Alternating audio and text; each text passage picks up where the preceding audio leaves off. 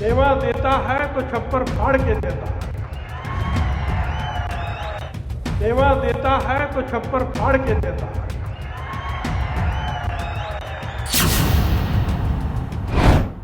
पण एक 25-30 वर्षापूर्वी अगोदर 93 सालामध्ये 1993ला फुले वाड्याचं राष्ट्रपतींनी लोकार्पण केल्यानंतर हरिभाऊ नरके माझ्याकडे आले. ते म्हणाले, नायगावला सावित्रीबाई फुल्यांचा जन्म झाला, तिथे आपण काहीतरी केलं पाहिजे.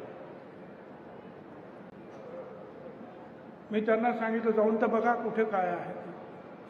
ते आले, गावच्या मंडळींना जमवलं आणि ते घर वगैरे बघितलं. नंतर मी आलो, सगळ्या लोकांनी सांगितलं, होय हेच इथेच सावित्रीबाईंचा जन्म झाला. आता म्हटलं, जसं इतर घरं आहेत तसंच हे घरसुद्धा निर्माण झालं पाहिजे. मग त्या पद्धतीची जे आहे आर्किटेक्ट शोधून त्यांना आपण कामाला लावलं. पैशाचा प्रश्न आला. त्यावेळेला मी उपमुख्यमंत्री होतो, पण MLC होतो. त्यावेळेला वर्षाला काय 40-50 लाख रुपये मिळत असते.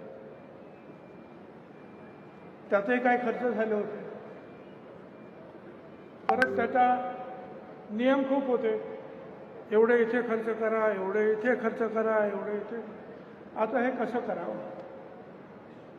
चंद्रा अय्यंगार म्हणून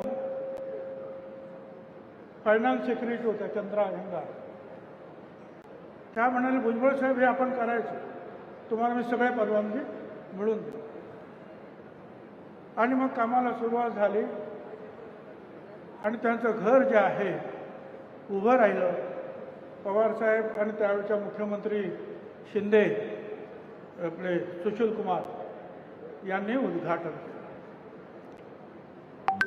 सांगण्याचा उद्देश असा की त्यावेळेला 25-30 लाख रुपयाला सुद्धा आम्हाला अडचण येत होती. पण आता काय, 150 कोटी रुपयाच्या कामाचं भूमिपूजन झालं.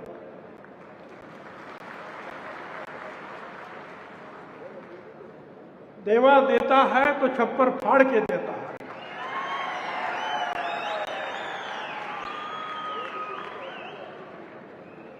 त्यामुळे आपल्या सगळ्यांच्या वतीनं